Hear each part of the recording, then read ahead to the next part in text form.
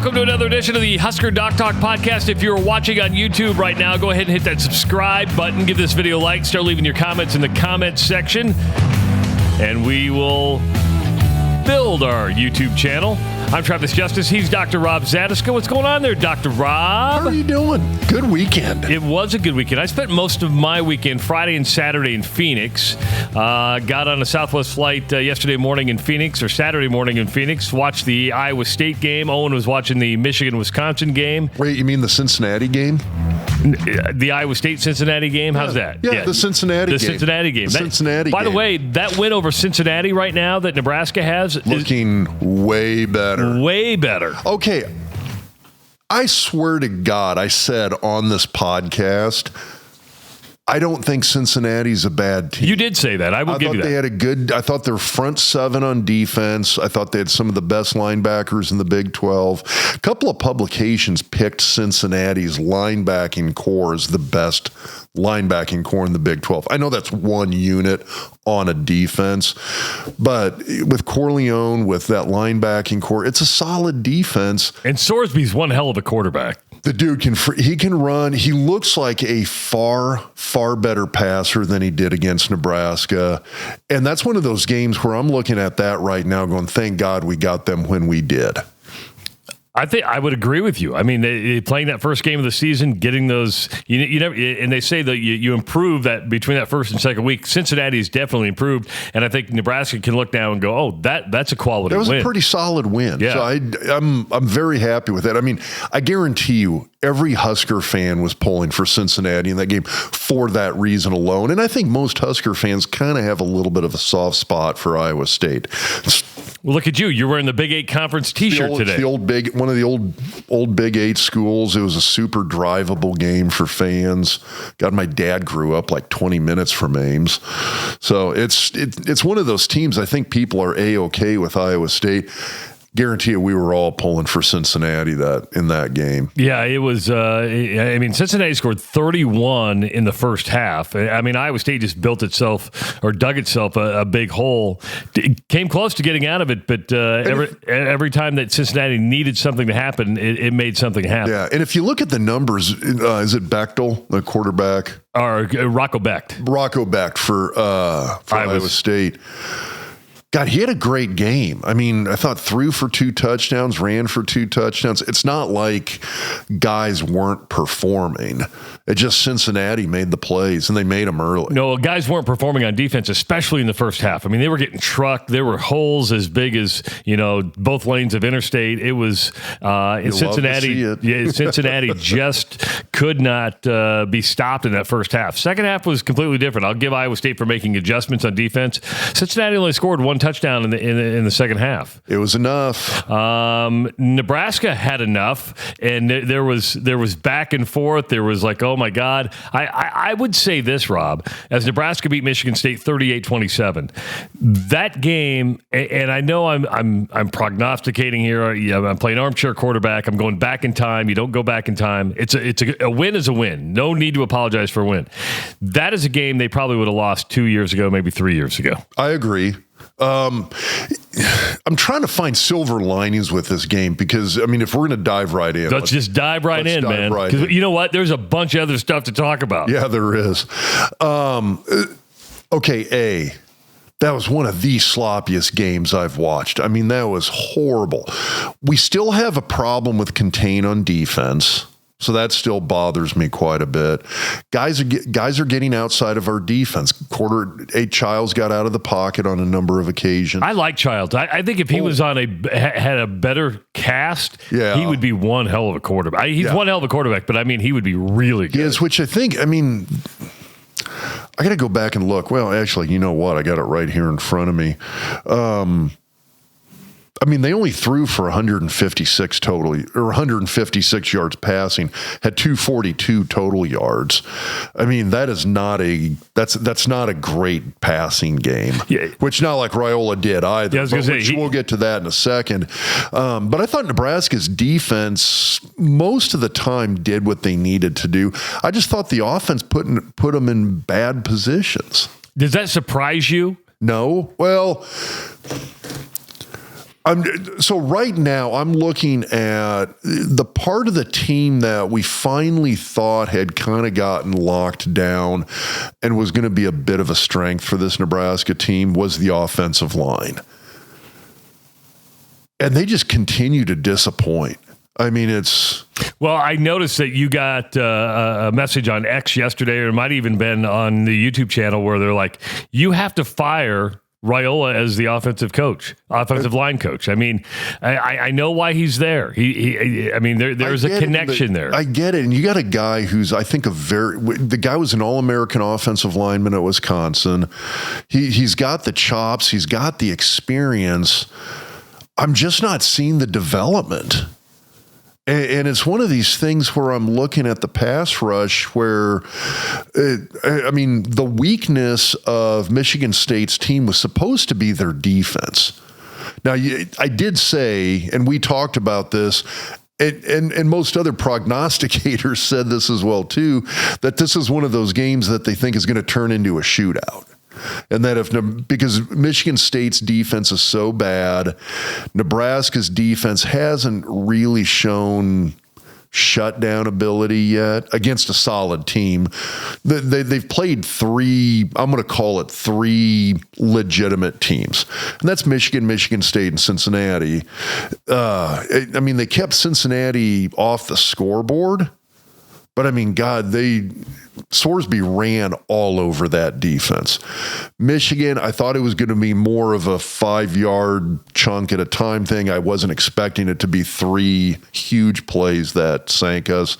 But again, it was the defense that I shouldn't say lost the game. The offense lost it too, but the defense still showed weaknesses against Michigan.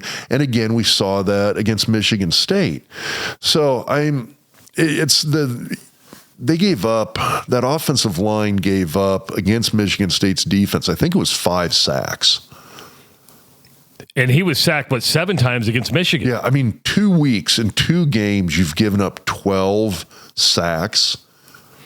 For most good teams, that's a season. I was going to say, we hate to go back to the 90s, but how many times was Tommy Frazier and Brooke Behringer sacked when you played in 94? I'd have to go back and look at the number. It wasn't 7 or 8 times. But I'd be surprised if we gave up 12 sacks on the season. Probably close to that. I don't think Zach Wiegert gave up a sack the entire year. I think he went 0-4 on giving up sacks. Is that because, I look at, And again, he's an Outland Trophy winner and a 2-time All-American. So that's not necessarily a fair comparison with that. But I'm just saying, 12 sacks in 2 games, that is a miserable statistic. Well, let me ask you this, because is that because we know Raiola can run, but he doesn't want to run? Now, Sorsby at Cincinnati has been sacked, I think, once this year, and I don't know if he was sacked yesterday against Iowa State. And he loves to run. He's the team's leading rusher. So, yeah. He loves to run. So and they want him he's to able run. to get out of some of those sack situations because he's going to go ahead and take and run with the football. Is Dylan getting sacked because he's not willing to do that? I know there are some where you're like, he's getting mugged, but it's okay. I don't want to put this, hey, this is he's not willing to do that kind of thing. It's hey, is the coaching staff having him do that or not? There's a big difference there. And right now, they do not want him to run with the ball. I think they would rather have him, rather than taking a big hit running downfield, just give up the sack. Live to fight it. Hold on to the ball, lock it in, take the sack. Just go down, live to fight another day. But your body can only take so much. If you've been sacked 12 times in 2 games. And that is true. That's still a lot of hits. That's a lot of wear and tear. So, I kind of liked what they did. And here's the other thing. Maybe it's an adjust. Again, I'm looking for silver linings. Maybe this was a little bit of an adjustment thing where you had Teddy at right tackle, you had Gunner, Gatula at left tackle, you had kind of that rotation at left tackle. The lineup I thought we would see coming into the season, I thought you would see Pritchett and Gatula at the tackle spots. I wasn't sure right or left, but I figured it was going to be Pritchett and Gatula, and that's what we saw. So they moved Gatula over to right tackle. There can be a little bit of an adjustment there for some guys. When you go from one side to the other, you would think it wouldn't be that big of a deal, but all of a sudden there's kind of this mirror imaging that you've got to flip-flop that all of a sudden can throw you off. And I think we might have seen that with Gatula going over to the right side because he's basically been a year and a half starter at left tackle. Now, all of a sudden, they move him over to the right. You got Pritchett at left. I do think Pritchett, from an athletic standpoint, is your best option.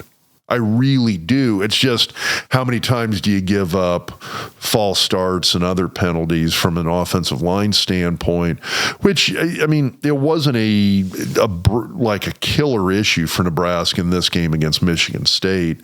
But that was the thing that everybody basically says has held Pritchett back from being the starter. He's out there now. I do think he's the most athletic tackle we've got by far, and I do think he should be starting. But athleticism is only going to get you so far. You mentioned the development, and you're not seeing it. Well, you're not seeing it, at least as far as these numbers go. I mean, in Nebraska's running game, I mean, we had some good runs during the game. Going back to the Michigan game, I appreciate the fact that Holgorsen stuck with the run game the entire game because they were getting 3.5 yards a carry, which you get 3.5 yards a carry, you carry it 3 times, that's a first down. So I appreciate that. And I appreciate the fact they were 3.3 yards per carry yesterday as well. Now, and again, that takes into account 5 sacks. So in reality, they were probably rushing for about 4 to 4.5 a carry. That's not bad. Those are workable numbers for an offense, especially for one that I think most people are thinking rides on the arm of Dylan Raiola. So I just kind of the bottom line here is I don't think you need to look at Raiola and go like, well, why doesn't he take off and run? Because Rule and Holgorsen do not want him to take off and fucking run. They want him to stay back in the pocket. They want him to scramble a little bit to avoid a sack and then throw the ball away. Now, if you're going to pin something on Raiola here, about the only thing I can find to really pin on him as far as blame, get rid of the ball a little quicker. Now, it's easy for me to say that. The problem is, hey, he's trying to make a play. Number 2, it's sometimes those guys are in there so quick, he doesn't have time to get rid of that ball, and that's on the offensive line. Now, either way, if you're a quarterback and you're getting blamed for something, some degree of that blame has to filter back to the offensive line. So any criticism of Raiola, you need to kind of go back and take a look at the offensive line and say, hey, should they be taking more pressure off of him by providing better run blocking so the run game's working better and we don't have to drop back and pass? Are they giving him enough time to get his passes off? Are they giving him enough time even when a blitz gets through or a guy gets beat? Does he have enough time to just get rid of the ball and throw it away? And I'm not always seeing that. Some of this blame does have to lie on the offensive line. You asked me before the pod, one of the questions is, how did you phrase it about Raiola? Okay, so has he lived up to expectations? Well, because we're going to talk about Texas and Arch Manning a little bit later on. Arch Manning, of course, has not lived up to the expectations of the hype. Dylan Raiola had a lot of hype coming into Nebraska, big expectations, and I know this is year 2, and he's had a better career so far than Arch Manning. But when you measure the expectations to the results, has he lived up to those expectations? Okay, well, year 1, he got us to a bowl game for the first time in nearly a decade. That's fair. Not horrible. Not horrible. Okay. Better than a lot of other guys have done, because guess what? Casey Thompson, no bowl game. Adrian Martinez, no bowl game until he went to K-State. Then he went to a bowl game. And then he went to the NFL. So has he lived up to expectations? Okay, year 1, true freshman, took us to a bowl game. Year 2, I thought he did solid that first game against Cincinnati. And again, I thought Cincinnati had a really, really, really good defense. And right now, Cincinnati's sitting at 4-1 and just knocked off the 14th ranked team in the country and one of the favorites to win the Big 12. So all of a sudden now people are sitting back and going, okay, well, can Cincy compete for the Big 12 title? Well, they're now in the mix. So that's a good defense that I thought Raiola competed fairly well against. I'm tossing out the Akron game and the Houston Christian game because it was like playing against a good high school team, basically. I shouldn't say that. That's a little disrespectful to those programs because, I mean, they're Division I football programs. They're not good. But they're not good programs. Yeah. And, I mean, even within their divisions, those are not good programs.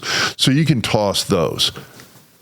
The Michigan loss had nothing to do with Raiola, and I thought Raiola kept us in that game. Part of the reason that game ended as a one-score loss that left a lot of Husker fans scratching their heads and going, how the hell did we not win that? That had nothing to do with Raiola. Raiola is who kept us in that freaking game. The Michigan State game, this is where it kind of throws in as a wild card. And why I kind of tossed this one as a one-timer. This was one of the few games where I looked at Raiola and he just looked off. Timing looked off, accuracy looked off, his reads, he had that interception in the second half. God, that guy was just hanging out there underneath, waiting for that throw. I mean, he was reading Raiola the whole time, and Raiola just popped it in there, never saw him, that safety just kind of lurking there. That was a bad throw. That was a bad read. That ball never should have left his hand. Well, at least in that direction, it never should have. And so, yeah, this was the first game that I look at where I go, okay, God, Raiola just looked off. He did not perform today. And that's the first. You saw it one or two games last year. I still think he's living up to expectations outstandingly well. Okay. Now, am I looking for... I mean, I guess what would be a comparison? Well, I don't know what the comparison would be. When you hear everybody like, he's a guaranteed first-round draft pick after his junior year, you're talking about a guy that's going to win the Heisman Trophy. I don't know about Heisman. I don't know about first-round draft pick. Do I think he's an NFL guy? Yeah. And that's fair. And I just wanted to pose the question. That's pretty fucking good. I mean, if Dylan Raiola makes it to the NFL, guess what? Then he lived up to expectations. He's top 0.1% of all Division I quarterbacks all time, because that's about the percent that make it to the NFL. And I didn't. So yeah, that's pretty freaking good. So I have no problem with Dylan Raiola. He's not the issue here. Now, there's going to be a lot of people who are watching this right now as we're like 18 minutes in this podcast and going to say, Jesus Christ, are you guys going to say anything positive? It was a win. So what is there anything positive besides the win? Thank God we got Mike Eckler. Special teams was outstanding. I mean, and that even discounts blocking a back on, was it Ja'Cory Barney had the punt return for the touchdown? Yeah, it was. It got called back, yeah. And it was, I saw the block in the back. It was right there. I don't think it was kind of hard for the guy to have to pull up and not hit the dude from Michigan State. He hit him squarely in the back. If I'm the ref, I'm throwing the flag there too. So I get that. Other than that, it was like the special teams were doing every freaking thing they could to keep Nebraska in this game. I mean, you had the field goal, you had the punt returns. They had another punt return, set Nebraska up on like just right outside the red zone, like 25, 26-yard line. Penalties and sacks, they went backwards 30 yards. They were on the other side of the 50. They started on like the 25 because of a really nice punt return. They ended up on the far side of the 50-yard line and had to punt. I mean, what the hell? I mean, sorry, I went from like, what's the positives to back to the negatives. Dropping a what the hell. I mean, you have 3 turnovers. Yeah. You can't turn the ball. You're penalized, 6 times? Which, I mean, if you look at the stats, it is kind of interesting because it's surprisingly even. First downs, Michigan State 17-15, passing yards or total yards 242 to 282 to Nebraska. That's basically even in my mind. Nebraska outrushed Michigan State by a whopping 2 yards, 88-86. And I thought the running game was, at time, it wasn't great all the time, but at times they popped it when they needed to. I almost kind of wish they'd stuck with it more. I kind of feel, well, hold on, going back to the stats, penalties were a wash. And by the way, I was wrong on the turnovers. Nebraska had 1 turnover, Michigan State had 3, so that's my bad. And that's actually the thing that stuck out to me. Michigan State beat us in time of possession, 33-26. There's the game changer. Those turnovers were killer. And I mean it because one of them was on a punt to Michigan State. They fumble it. Carter Nelson picks it up, runs it in for a touchdown. And all of a sudden, there's Nebraska sitting with a 14-0 lead, which was key in this game. But going back to special teams, getting the block. Again, yeah. But if you don't have that block in the back, there's another touchdown. But everything else that special teams did yesterday, I think more than makes up for it. That they kept us in the game. I mean, and it's really a reflection because after Bill Bush was let go when Matt Rule came in, how bad Nebraska special teams were before Eckler came. Yes, for 2 years that was a pretty sketchy unit, and I even think some head coaches buy into this hardcore, where they sit there and it's sort of this.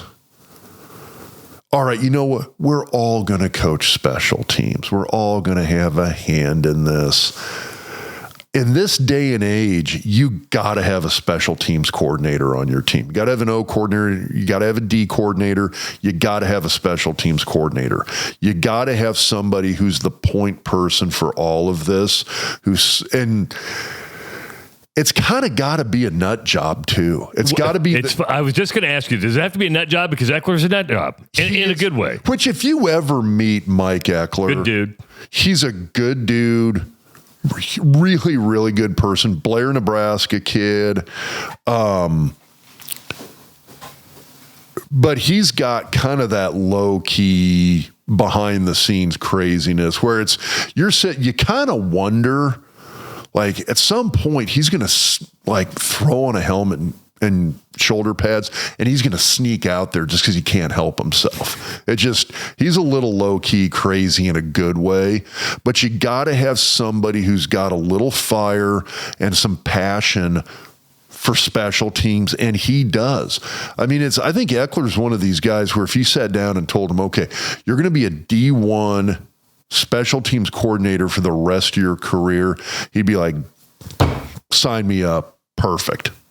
Is the special teams unit the best Nebraska has? When you look at the offense, defense, special teams, are you taking special teams right away? I mean, are they the most disciplined, should we say?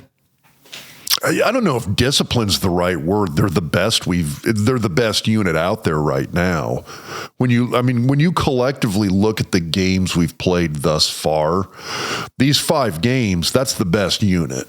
And it's interesting because oftentimes with special teams, they usually got a headliner somewhere. Like you've got this All-American punter, you've got an All-American kicker. You got somebody who's kind of the bell ringer for those units.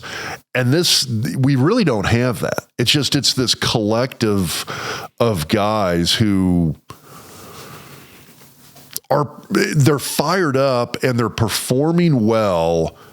And this is one of those things I attribute it to leadership. You got a guy who's the point person at the top of these units in Eckler that people are sitting here and saying, I want to go play for this guy. I want to get out there and I want to be on the field for this guy. I hope he's okay with me telling this story. So Pierce Newberry, Millard North kid, true freshman at Nebraska, multi-time All-State high school football player. I work with his dad, Brandon. Brandon was a D tackle for Nebraska back really late 90s, early 2000s. Is he a doc or, is he a surgeon or an anesthesiologist? He's one of the PAs at the ortho hospital. Just insanely intelligent guy, great dude, former D tackle. He's kind of a big dude, got some athletic chops. His son, Pierce, true freshman, ended up going to the coaching staff and basically asked them, how can you get me on the field? I really want to play on special teams. Like most guys are always like, I want to play on offense. I want to play on defense. They got star recruits because I think Pierce was like a 4-star recruit coming out of Millard North. They offered him like over a year ago. Iowa State, K-State, Iowa, basically everybody in the Midwest recruited the guy. He's going to the coaching staff and asking, put me on special teams, get me out there. If somebody's asking to be on special teams, you want that guy on special teams. Yeah, and now he's a starter on a couple of different special teams units. And he's out there making plays. And it's fun to see that you got these guys who are really, really good recruits who are going to the coaching staff and saying, put me out there on special teams. That doesn't happen unless you've got a guy who's your point person, who's instilling that kind of pride in that unit. So, if we got something, for God's sakes, look at Iowa. Maybe not this year, but look at Iowa in general over the last 10 years. With special teams? Absolutely. And I would still say it's that way with Caden Weegan and I just blanked. The media guy, I think he's down in Florida now, he always did the mock punt team. Oh, Chris Hassel? Hassel? Yeah, thank you. Hassel does it where it's like you got guys doing like fake videos, sort of like. It's a compliment. You're mocking and compliment. It's a mockumentary almost. It is. It's a mockumentary of Iowa's special teams because they're so freaking good, and it's what Iowa's hung their hat on. As much as we bitch and moan about Iowa, I guarantee you, Nebraska fans, if we had that level of special teams, we'd be ecstatic with it. And that's the direction we're moving with Eckler. And I hope we don't lose the guy to some other program. I think he loves being in Nebraska. But he's a mover, man. That dude's been around. Well, you go where the jobs are. Yeah. If you get fired at one place, you go to another. And he's been at Nebraska before, and guess what? That staff got fired. That's just is what it is. But the places he's gone have been good programs. People keep hiring him at good programs. He left Tennessee to come back to Nebraska. Keep that in mind. He went from an SEC contender to come back to Nebraska. He's from here. So until Rule's staff gets fired or an NFL team comes knocking, I don't think Eckler leaves Nebraska. I hope to God he doesn't, because right now they're keeping us in games. Of course, Rob is almost double fisting. We want to thank Zipline Brewing out of Lincoln. I'm sampling a cup. He's not double fisting. He's sampling two at the same time, two completely different beers. We do want to thank our good friends at Zipline Brewing for dropping off a couple of cases of Zipline beer. Just a few beers. Yeah. There is a fridge freaking packed with Zipline. And now. It's not all Zipline, but the beer fridge in the new Doc Talk studio is 100% full. I think there's over 120 cans of beer in there right now. And so what are we drinking next weekend? Who knows? You have a wide selection in there. I don't think we have any Maryland beers, but you're doing the German style Bock and the dear old Nebraska Brew. So I have not had Zipline's Bock before. Okay, and that's more of a spring beer, right? Usually it's a spring beer, but that is a great Bock. It's it's malty for sure. Usually, I'm not a big malt guy in my beers. Sometimes I feel like it's too heavy, too sweet. This one's nice. It's got bite. So, I mean, it's one of those for a beer that's kind of a malty box style beer. It's got a little bite to it that I really like. That's a great beer. And how about that's kind of like a Budweiser right there, right? It's your garage fridge beer. Okay. So this is their NIL beer. Well, I thought it was NIL. I could be wrong on that, but that's what I thought it was.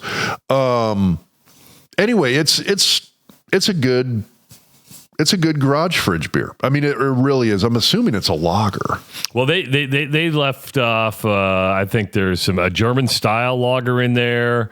There's a pickle beer in there. Are you a pickle beer? Do you like pickle? Look at the readers you just put on. You look fucking old, dude. I'm freaking old. Okay, do you know what's weird? These are progressives. So it's like I'm taking my freaking bifocals and doing that with them. That's how old I'm getting. It is. It's an American lager. Yeah. I had to read, but it's like the fine print right there, for Pete's sakes. It tastes like a lager. I didn't want to say that and be like my taste buds are lying to me, but but this is one of the beers. I thought you go to Nebraska, you go to the games, and if they actually have the lines working correctly, this is what you can get. Yeah, got some reports. People complaining. Said some had good experiences, some had bad experiences. Because we talked a little bit about last week. I think it all kind of depends where you're at in the stadium, which makes a lot of sense. Sadly, I have not been to a home game yet this year, so. There's nothing wrong with that, by the way. I watched the game right here in the studio yesterday. It was kind of nice. I buy. I don't get them donated or anything. I buy season tickets every year, so we do buy our own. So I'm trying to contribute to the sellout streak. But yeah, I just haven't been able to actually make it down there for a game yet. Now, I got good reason for that, but yeah, you're usually up in Sioux Falls, and we'll get to Sioux Falls in a second. But again, we want to thank Zipline Beer for dropping off a lot of beer for us and stocking our fridge. We also want you to get ready for the basketball season, the rest of the volleyball season, the rest of the football season at Husker Hounds. They are an outfitter that can outfit your house, outfit your wardrobe, probably your babies, you name it. Scott Strunk at Husker Hounds. They got the inflatable Husker Halloween. Oh, I forgot about Halloween lawn ornament stuff. It's October. So you're looking for, hey, I want to put something in my yard. I need a quarter zip. I need a sweatshirt. Husker Hounds, 2 locations in the Omaha area. The Superstore down there at 84th and Center. You can also purchase online at huskerhounds.com. And when you need legal advice or you need an attorney, the Orr Law Group is the place to go. Our tall, redheaded former hockey goalie Connor Orr is he the official Esquire of the Doc Talk Podcast? Counselor. Okay. Counselor. But just go to orlawgrp.com. That's orlawgrp.com and find all the services they have, from estate planning to litigation. You name it, the Orr Law Group can handle it. And it's just not Connor anymore. Connor used to be, it was just Connor. The GRP, it's group. Orr Law Group. Now they're expanding. We've been to their office. We went to their nice kickoff party and had some good food and everything, but they offer great legal advice and great legal counsel. That's orlawgrp.com. Up next for Nebraska is Maryland. Maryland was leading Washington yesterday. And then Washington storms back, scores 20 unanswered to win 24-20. Maryland only rushed for 55 yards yesterday, Rob. That's the third week in a row I've done that. I'm like, when you don't call me Ross, I'm just doing it on purpose now. That's when I'm going to start worrying. Owen's throwing his hands up in the air going, what the fuck, Dad? What the fuck? If you don't call me Ross, I'm going to worry about it a little bit. God, it's bouncing back and forth, man. That's okay. Shows after shows. I'm going to call you. I was down in Phoenix doing a bunch of podcasts over the weekend on Friday and Saturday, or Friday. And I mean, Bobby Hurley, Tad Boyle from Colorado, a bunch of referees. I'm surprised I'm not calling you referee names. I've done, you are now the 22nd interview I've done in the last 4 days. That's you said you did, what, 18? 18 different podcasts. Wow. Yeah. How do you have a voice left? They were just conversations like this. So it was fine. They were spread out pretty nice. Got to meet some really incredible people, guys who take their profession seriously. They're basketball officials. Got to learn a lot. Got to meet the West Coast Conference Associate Commissioner for Basketball, the Big 12 Associate Commissioner for Basketball. Got to talk a lot of hoops, which is cool. The rule changes coming up in college basketball. So it was those will be coming out on the John Higgins Basketball Association website. That's a paid membership, but yeah. So but talking to Bobby Hurley was probably the highlight because it's Bobby Hurley, right? I mean, you remember Bobby Hurley playing for Duke, Christian Laettner. I hated Duke back then. Everybody hated Duke back then. Oh, I could not stand them. But I mean, didn't 30 for 30 do that? I hate Christian Laettner. Yeah. Which I think he might have bugged me the least for some reason. But Hurley was one of those guys that bugged you because he's so different as a coach than he was a player. I mean, he was the court general, and he just made things happen as a coach. Hell of a point guard. As a coach, he's a lot like his brother. I mean, he gets after officials, and he even admitted, he goes, I got to calm it down. I understand that, and he was there to talk to officials all day to say, hey, what do you need from me? Here's what I need from you. What do you need from me? And what I've learned about officiating over the last. Well, I've been doing this podcast for a year now, but yesterday was the first time I've really been in a room with them all and coaches at the same time. Communication's the biggest key. It is game man. It's believe it or not, it's not getting the calls right. That's important, but it's like number 3 on the list. Game management and communication are the biggest keys. Make sure everybody stays level. Everybody stays on the same page. That's interesting. I mean, because we've had John Higgins on. Yeah. I mean, we've had other sports officials on. We've had Big Ten football officials, NFL referees, Clete Blakeman. Exactly. It is an interesting dynamic in terms of the official coach relationship and how those guys communicate with each other. It does truly seem like it's the coaches who have that ability to communicate with the officials. I'm not going to say they're going to get calls, but it makes the job easier for everybody. When and I would like to know what the understanding is. It's got to be different in football than it is basketball, because basketball, there's 3 officials. You're going to get the ear. Dude, and they're right there next to him the entire game. You know, you see Matt Rule talking to a side judge. Well, a side judge, it's just what it is. The rest of the officials are 30 yards away. Yeah. In basketball, they're 4 yards away. Yeah. And you're rarely talking to the white hat who's running the whole thing. But yeah, it was an interesting weekend and some good stuff. But back to Maryland, they let that lead slip away to Washington. They lose 24-20. Was that at Maryland? It was at Maryland, yeah. That's kind of impressive for Washington going on the road that far out of their own time zone. Have that kind of stick-to-itiveness to have that kind of comeback. Still worries me a little bit because I still think Mike Loxley's a really, really good coach, and the guy still just stumbles upon some of these freak athletes that just sort of fall into his system and all of a sudden start ripping you a new one. Well, they've got quarterback Malik Washington, who was 30 of 49, 219 yards. He had 1 touchdown and 1 pick. They just True freshman? I don't know the answer to that. I believe he is. Yes. Yep. 6'5", 231. He's a homegrown kid. He's out of Maryland. Which, if you look at, and again, I'm kind of a stats geek. Because the stats don't lie over time. No, time of possession was equal. They each had 1 turnover. Washington kind of shot themselves in the foot a bit on penalties. I mean, Maryland, 55 yards rushing. They just could not move the ball on the ground. Both teams put it up over 40 times in the air. But again, that was almost 400 yards of total offense that Washington put up to 274 for Maryland. So, I mean, God, Washington had 28 first downs to 18 for Maryland. Yeah.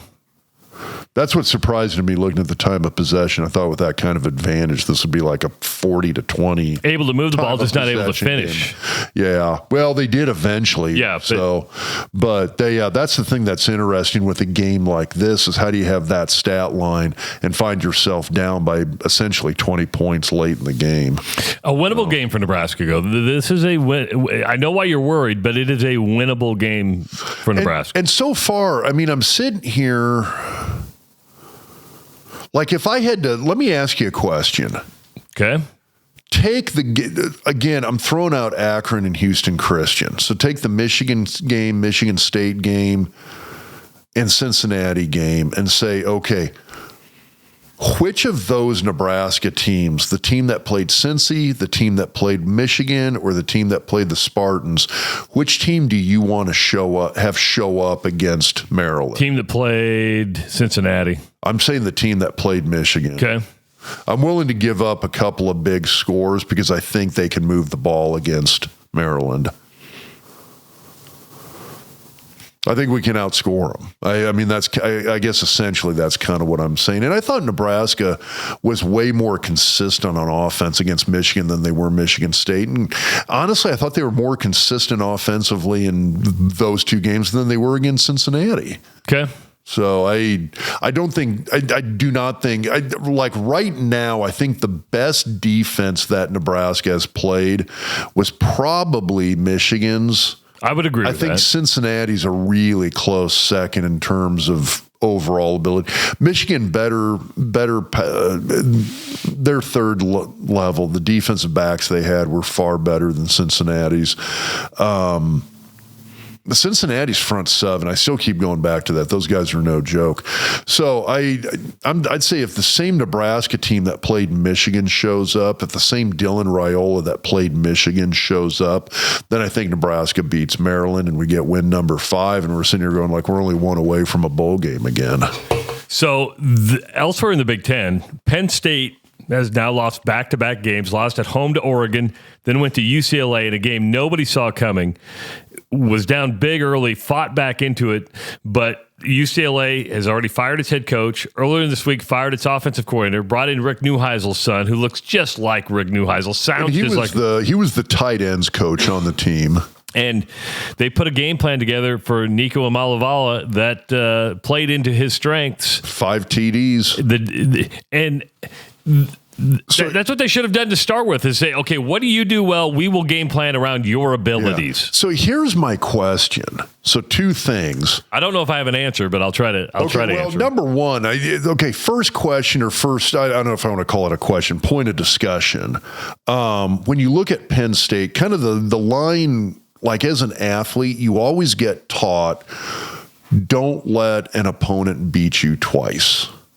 So Penn State, whiteout, Oregon, top 5 matchup. Emotional letdown, you're saying? Yeah, like Oregon comes in, double overtime victory in Happy Valley. Did Oregon beat Penn State twice? Was this a hangover, an emotional hangover from losing that game to Oregon the way they lost? Having been around sports as much as I have been, I would say probably yes. I don't want to take anything away from UCLA. I mean it's a great win. That's my part 2 to this. But to answer your original question, you lose an emotional game. You travel 3 time zones to a team that is 0-4, that is supposed to be a bad team. Yeah, that just fired their head coach. The second, so yeah, I'm sitting here going like, okay, I think part of this is a massive mental letdown by Penn State on a couple of levels. One, they think they're playing this shitty UCLA team, and number 2, yeah, you've got this huge hangover from a double overtime loss in your whiteout game. That's one aspect of it. The other aspect that I'm looking at this and going is, oh shit, did UCLA just find their, what should have been their coaching staff? This should be the head coach and the O coordinator. He better win a couple more games if he wants to keep that job. I'm just saying they looked good. And defensively, they were suspect. I mean, Penn State, when it wanted to turn on the Jets on offense, it came roaring back. I get that. I'm looking at this game and I'm sitting here. I'm a little worried now because after those first 4 games, I had this chalked up as a win for Nebraska, which actually I had picked UCLA as a win for Nebraska before the season started. That was one of my 8 wins. Like now I'm looking at it because last year when Nebraska played UCLA, it seemed a little like, that UCLA team last year seemed a little haphazard. It was one of those games where the game was over. And if I was a player or a coach for Nebraska last year, 10 minutes after that game's over, I'm pissed. I want to strap it back up and walk right back out there and play that game again. Because I'm sitting here thinking there's no way they should have lost that game last year. That's kind of what I saw from UCLA. Really good athletes, complete like haphazard play out on the field. It's almost like they stumbled into a win against Nebraska last year.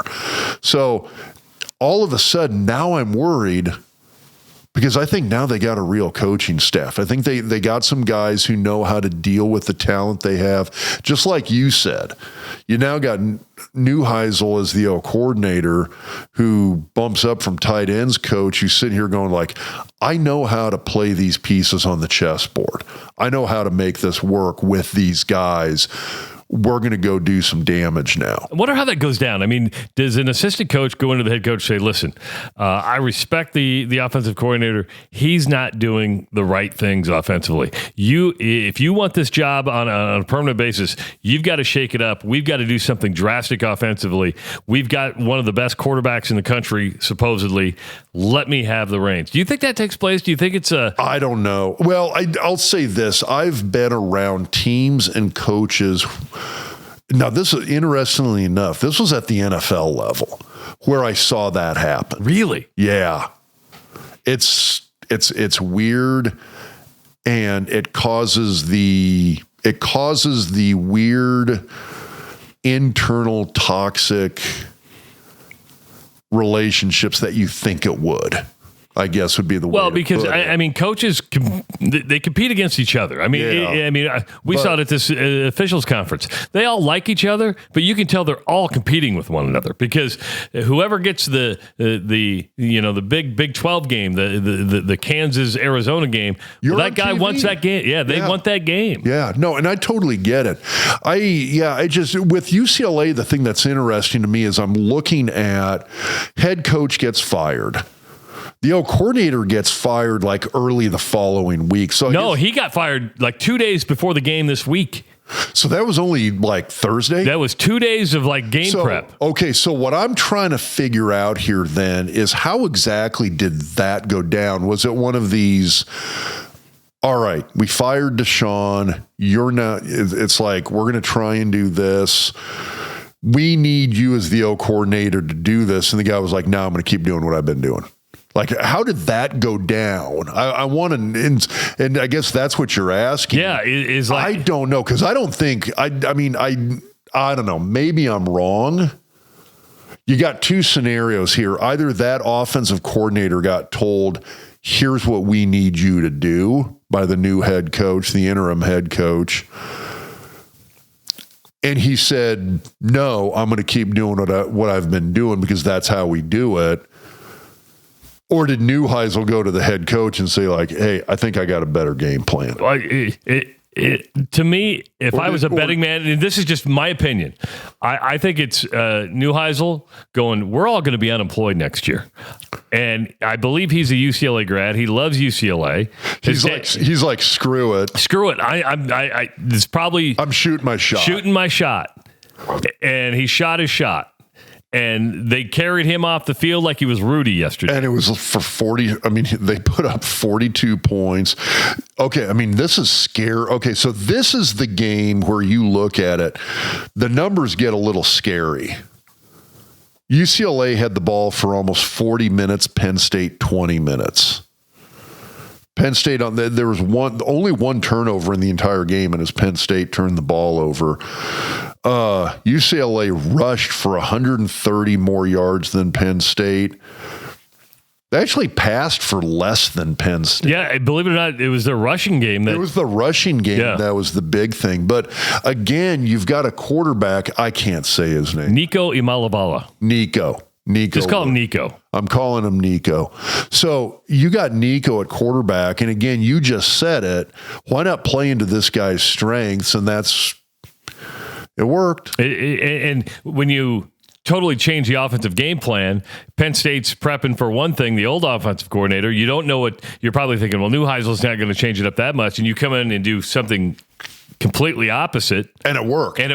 And that's what worries me. Is that now, does UCLA now have a formula? Well, defensively, I'm not sold on UCLA yet, but offensively, they might. I get it. It's just, if, let's say Nebraska goes out to play UCLA and we get in a shootout with them, can we slow them down enough with our defense in order to win the game? I mean, we gave up 30 plus points yesterday. You know, another major question is James Franklin at Penn State. He loses to Oregon, so the record against top 10 teams is well documented. Then you go lose at UCLA. Could knock, for sure, if they lose to Ohio State, they're going to get knocked out of the college football playoff. Is he on the hot seat? And I'm going to say yes. Because you reach a plateau. At Penn State, you are expected to compete for championships. He's been given ample amount of time, and they're not getting there. Who do they hire? That's a good question. Matt Campbell? So Campbell has... Matt Rule?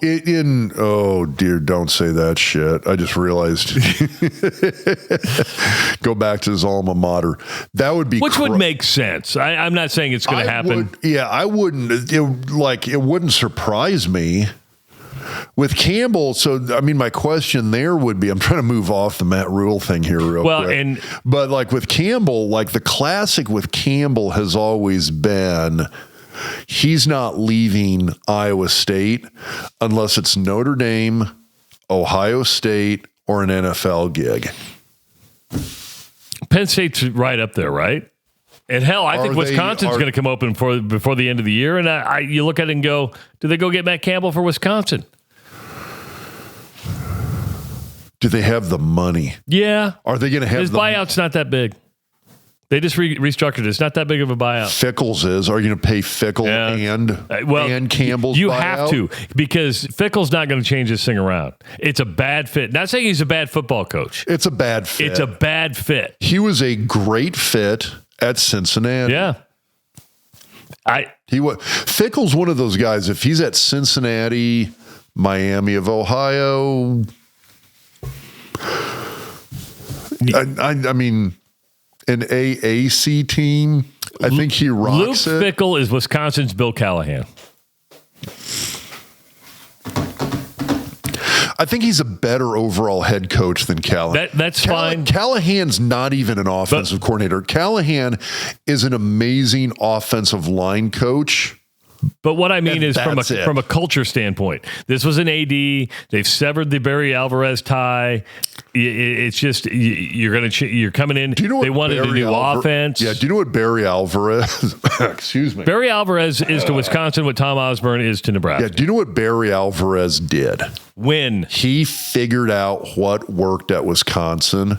And won. Guess what? Every time somebody came in and wanted to do something different, whether it was Bielema, Gary Anderson, or anybody else, they'd come in. If they stuck to Barry's way, they won a shit ton of games. This is one of those things where if I was a head football coach and I get hired by Wisconsin and Barry Alvarez is part of the selection committee, if he's still the AD, whatever, and he sits down with me and says, here's what you need to do to win here.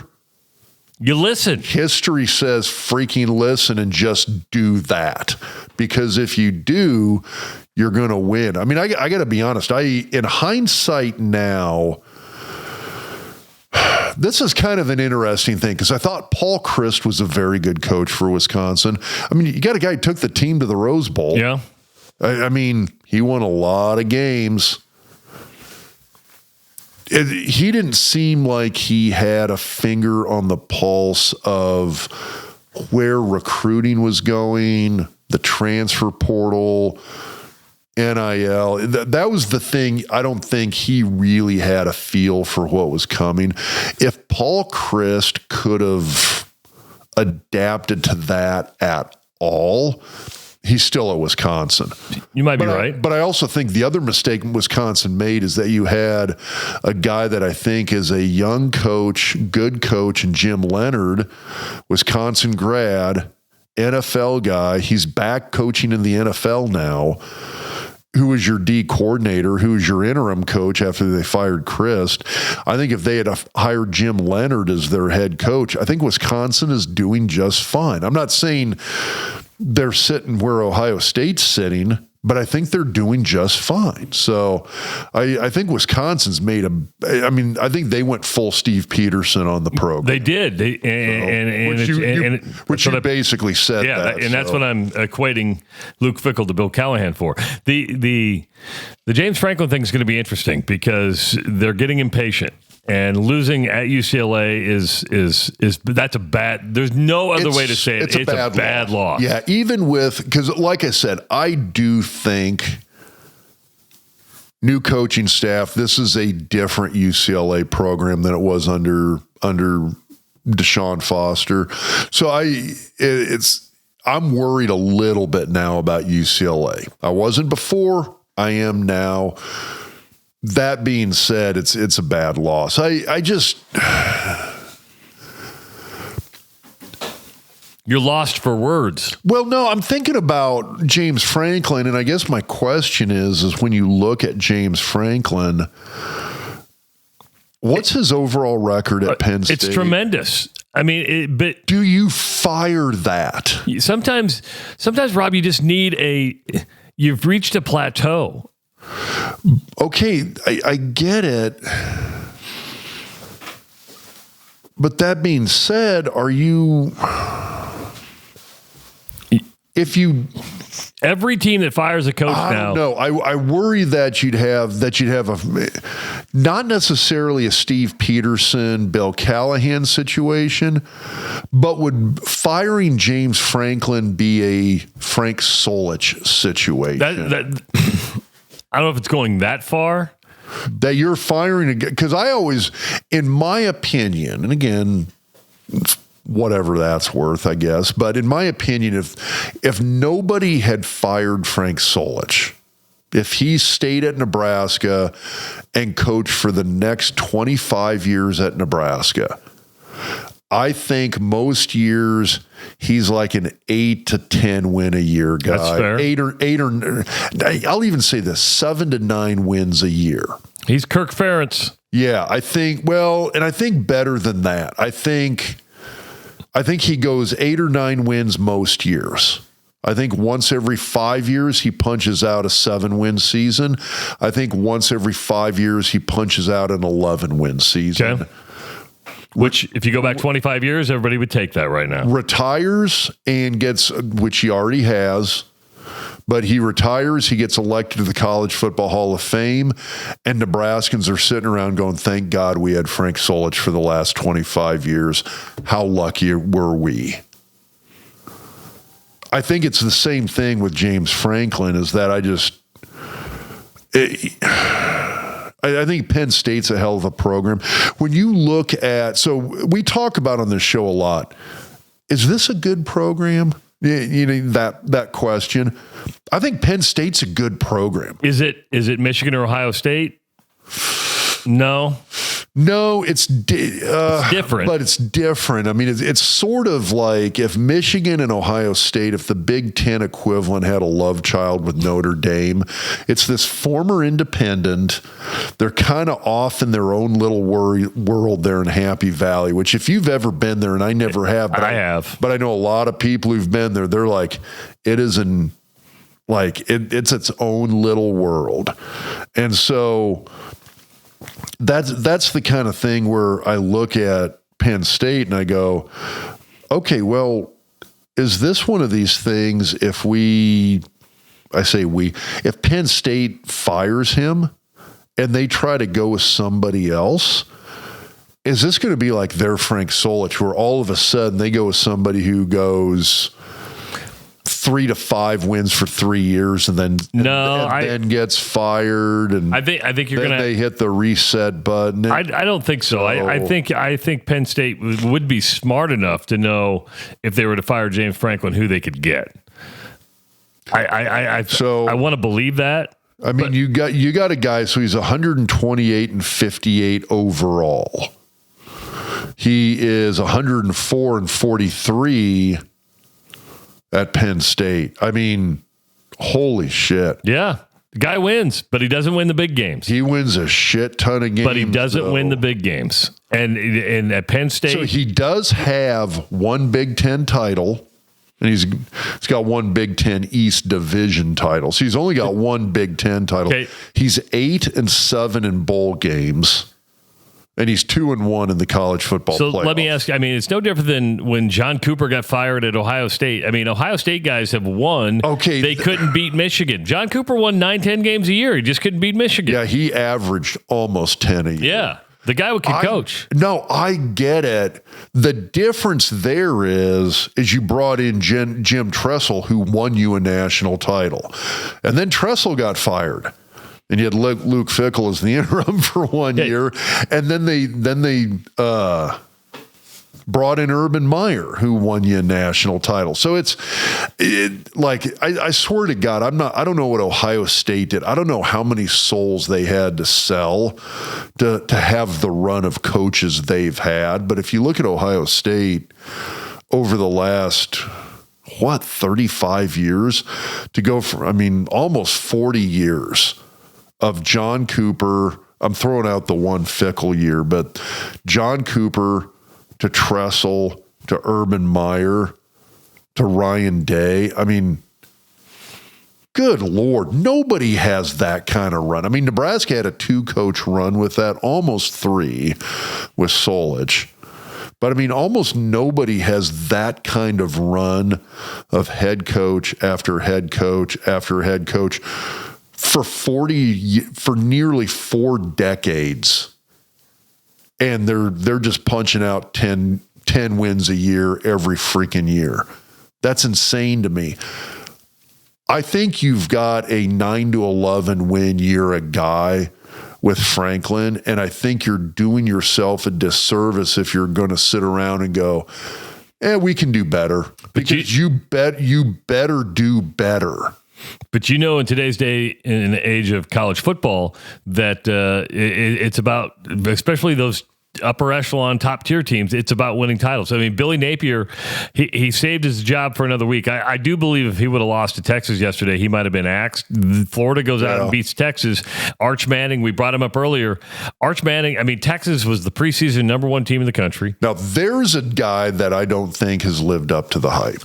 Not even close to the hype. Now, he was hyped a lot more than Dylan Raiola, but man. And I get it. You're in the Manning family. His pedigree hurts him more than anything. Yeah. I mean, you almost, if you're Steve Sarkisian, you start going, maybe we got to put somebody. I mean, they play Oklahoma this week. And if they lose to Oklahoma, there's going to be grumbling down there that you absolutely. Have this team. And now that would be their 3rd loss. Yeah. They're out of the playoff. Yeah. And they're pretty close to being out of the playoff now. I do believe that. It'll be, Arch Manning hasn't lived up to the expectations. Not even close.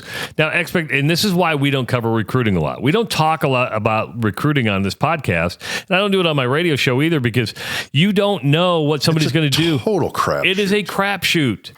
It is a crapshoot. I mean, we've even seen to a degree. Well, I think the portal is kind of interesting, because I think you've got a little bit of a track record with guys. I mean, when you look at Alabama offensive tackles, would I rather have Caden Proctor as opposed to Pritchett? Yes. Well, Iowa native. And Lane Kiffin even said earlier that the days of dynasties are over. He goes, when I was at Alabama, you didn't have the portal. You'd go to the linebacking core, and there'd be 3 first-round draft picks as backups. And he goes, those are over. Now, the problem is your great guys, your starters, they're not going anywhere because you're going to find the money to pay them. So you're going to get backups. Or is somebody else going to – I mean, so – I do agree with Lane Kiffin. There's not going to be a dynasty anymore. Yeah, I think the thing with the portal and NIL, it's thinned rosters out. Yes, you don't have that depth. The dynasty-like teams don't have that depth anymore. The only place that I think there's a little bit of a dynamic at Ohio State right now, where they've got a bit of a dynamic where they do and are still able to hold on to some of those. Because they have money. I'm not talking. They have lots of money. And I'm not talking about stars or anything like that.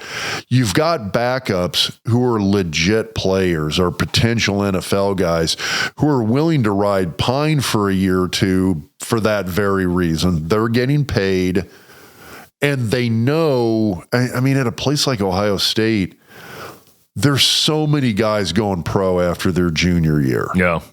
That the guys sit around and go like, okay, well, he's probably going to go pro after his junior year. And guess what? I'll still be a 3-year starter. So you've still got that opportunity. So I think now, not every place is like that.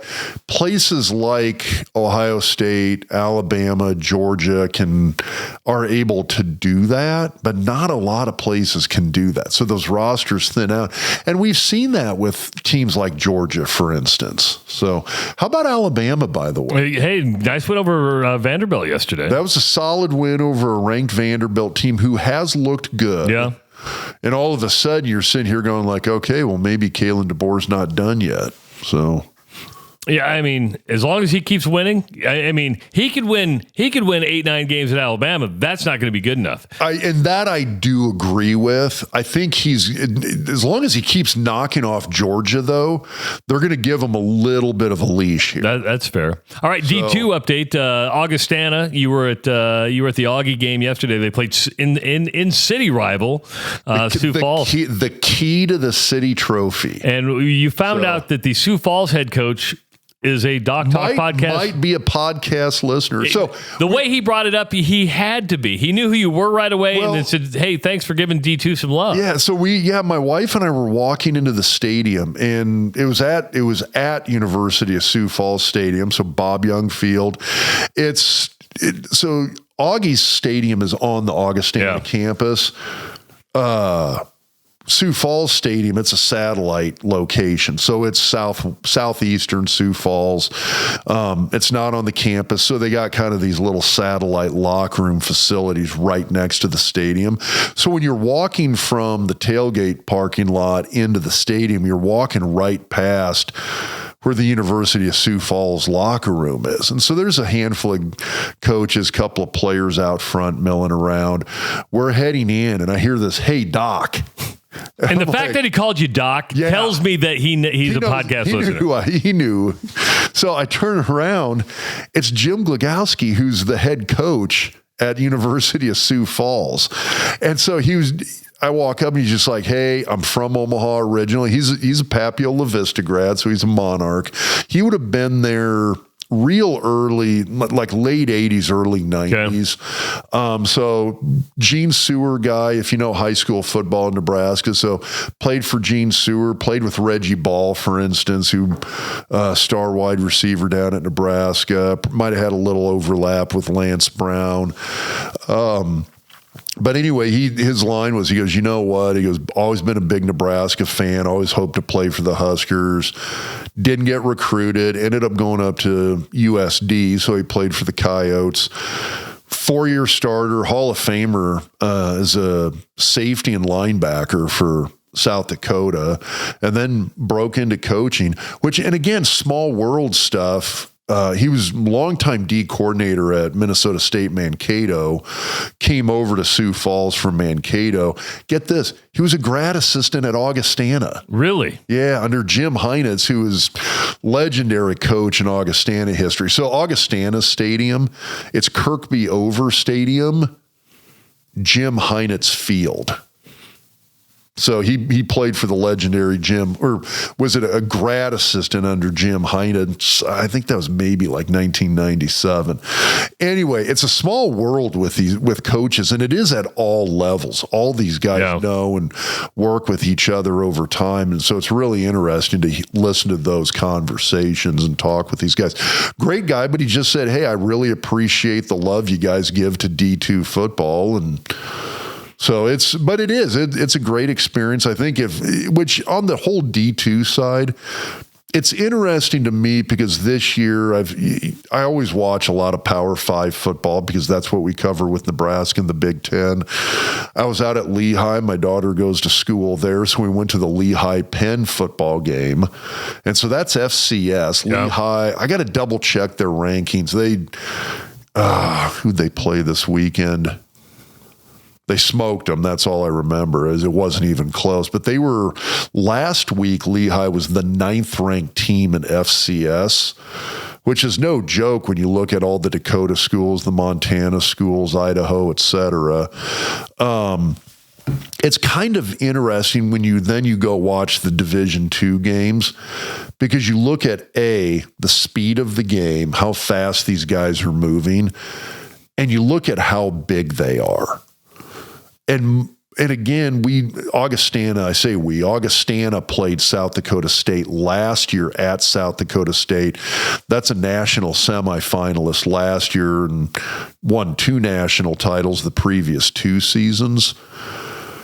There's not much difference in terms of size, speed, and athleticism between the better D2 schools and the upper echelon. Really?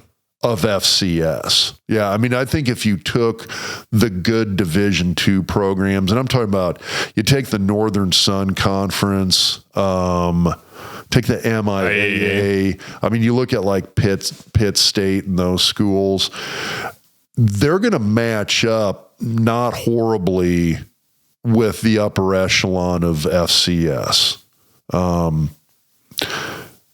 And then you look at FCS schools. I mean, you look at the South Dakota State, you look at North Dakota State, they will compete easily. I mean, if you took that, what is it, the Missouri Valley Conference, which is the best conference in FCS. It is. I mean, you take the Montana schools, like they're Big Sky.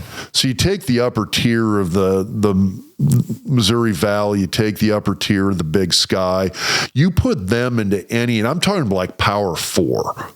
They're going to be competitive with, I'm going to say, the bottom half of most Power 4 conferences. I mean, those are schools that are churning out NFL guys. Well, look at Miami's running back, Marty Brown, Omaha Creighton Prep. Yeah. He's killing it down at Coral Gables right now. He was North Dakota State's running back on their national title run last year. So it's the overlap in talent, athletic ability to play at these levels. There is a very, very blurry line from the upper D2 schools all the way through the Power 5 schools. And I guess what I'm trying to say is, we talk about D2 football on here a lot. There's some really good football being played at that level. And if you get a chance to go to a game, go check out a D2 game, especially if you're a high school football fan.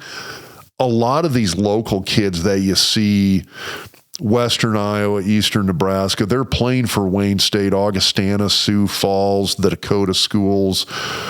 And it's easier to get a ticket. And the beer prices are cheaper. Oh, and by the way, they sell beer in all these damn stadiums. That's what's crazy about it. Which, by the way, big win for Augustana, came down. They were down 28-10 at the start of the fourth quarter. And won. Scored 19 unanswered, 2 touchdowns, 2 2-point conversions, and a 50-plus yard field goal to pull out the win. There you go. And Lehigh beat Yale yesterday, 31-13.